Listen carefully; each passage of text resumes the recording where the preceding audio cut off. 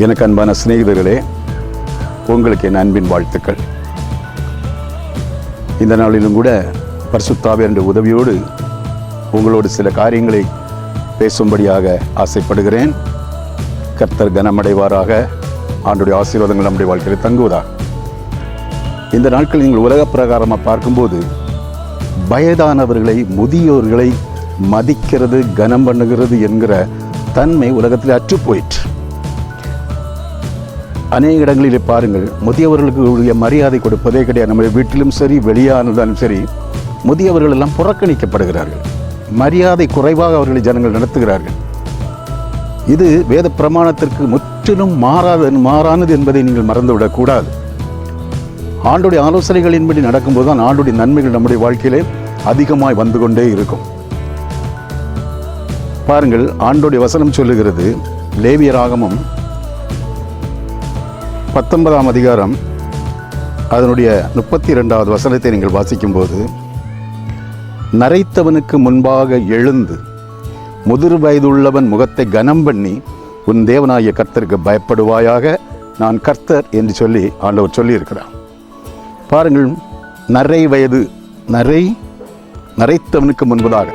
இந்த நாட்களிலே நரைத்தவர்கள் யார், நரைக்காதவர்கள் யார் என்று கூட நம்மால் என்ன கண்டுபிடிக்க முடியுது. ஏனென்று சொன்னால், தலைமுடி முழுவதும் நரைத்திருந்தாலும் அதை கல்லறை மாற்றி என்ன செய்கிறார்கள், நரைக்காதவர்கள் போல நடந்து கொண்டிருக்கிறார்கள்.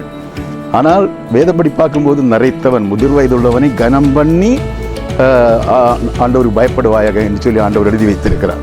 இப்போ அப்படி செய்யும்போது ஆண்டவருடைய பிரமாணத்துக்கு நாம் கீழ்ப்படுகிறோம். கர்த்தருடைய ஆசீர்வாதங்கள் நம்முடைய வாழ்க்கையில் தங்குகிறது.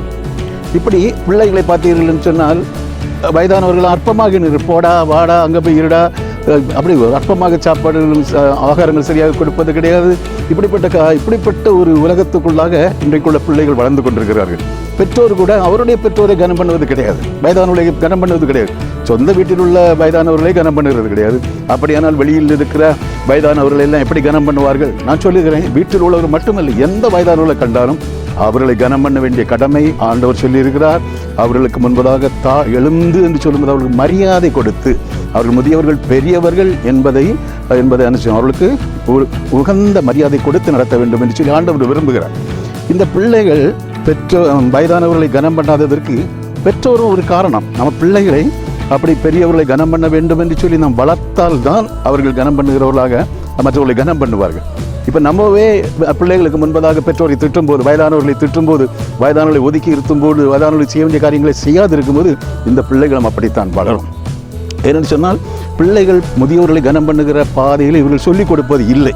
அப்படி சொல்லிக் கொடுக்காமல் அற்பமாக எண்ணும்போது இந்த பிள்ளைகளும் அதன் வழியிலேயே வந்து விடுகிறது. முதியோர்களை அவர்கள் கனம் பண்ணுவதில்லை. உதாரணமாக சொன்னால், என்னுடைய அப்பாவுக்கும் அவருடைய அப்பா அம்மாவுக்கும் பொருந்தாது. ஆகவே என்னுடைய பாட்டியும் தாத்தாவும் தனி வீட்டிலே வசித்துக் கொண்டிருந்தார்கள்.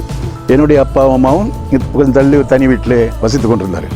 அப்படி நான் சிறு பிள்ளையாக இருக்கும்போது அந்த பாட்டியும் தாத்தாவும் இருக்கிற வீட்டு பக்கத்தில் ஓடி போக வேண்டியது வரும். அப்பொழுது என்னுடைய அப்பா சொல்லி விடுவார், அந்த ஜங்ஷனில் நீ போகும்போது அதில் ஒரு வீடு இருக்கிறது, அந்த வீட்டில் கைப்பிடி சுவரில் ஒரு மனுஷ குரங்கு உட்கார்ந்துருக்கும், நீ அந்த சைடில் என்ன செய்யுது, அதை திரும்பி பார்க்காம என்ன செய்யணும், அப்படியே போயிடணும், கூப்பிட்டால் கூட செவி கொடுக்காமல் ஓடி வந்துடணும் அப்படின்னு சொல்லி விடுவார். நான் உண்மையாக சொல்லினா, அந்த நாட்களிலே அவர் கொஞ்சம் கருப்பாக நல்ல ஜெயஜாண்டிக்கா பெரிய உயரமாக இருப்பார். அவர் கைப்பிடி சுவரில் அப்படி உட்கார்ந்து இருக்கும்போது அப்படி வளைஞ்சு அப்படி உட்கார்ந்துருப்பார். சரியா மனுஷ குரங்கு மாதிரி தான் எனக்கு தோன்றியது. அப்பொழுது நான் உண்மையிலேயே நம்பினேன். நம்பி கொஞ்ச நாட்கள் அந்த பக்கத்தில் போகும்போதே நான் ஸ்பீடாக ஓடி விடுவேன் வீட்டுக்கு. பிறகுதான் தெரிந்தது, தன்னுடைய சொந்த அப்பாவை இவர் எப்படி எனக்கு சொல்லி தந்திருக்கிறார் என்று சொல்லி. ஆண்டுடைய பிள்ளை இப்படி சொல்லி தந்திருக்கும், நான் எப்படி அவரை கனம் பண்ணுவேன்?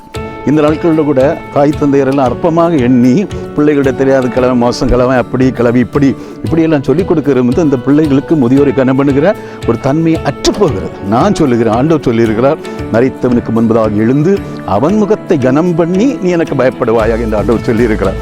அப்படியானால் ஆண்டவருடைய பிள்ளையை நாம இருந்தாலும் சரி, நம்முடைய பிள்ளைகளாக இருந்தாலும் சரி, நம்ம வீட்டில் உள்ள முதியோர் மட்டுமல்ல, வெளியுள்ள முதியோர்கள், அவர்களுடைய வசதி குறைந்தவர்களாக இருந்தாலும், அழகில்லாமல் பலன் இல்லாமல் இருந்தார்களும் அவர்களுக்கு மதிப்பு மதிப்பு கொடுத்து அவர்களுக்கு முடியுமானால் உதவிகளை செய்து அவர்களை கனம் பண்ணினால் கர்த்தருக்கு பயப்படுகிறோம், கர்த்தரை நாம் கர்த்தருடைய வார்த்தையை கீழ்ப்படுகிறோம் என்ற அர்த்தம். அப்படியானால் ஆண்டவருடைய பிள்ளையே, அவருடைய வசனத்துக்கு நடுங்குகிறவனையே நோக்கி பார்ப்பேன் என்று சொன்ன ஆண்டவர் இந்த ஆலோசனை முதியவர்களை கனம் பண்ணி பாருங்கள்.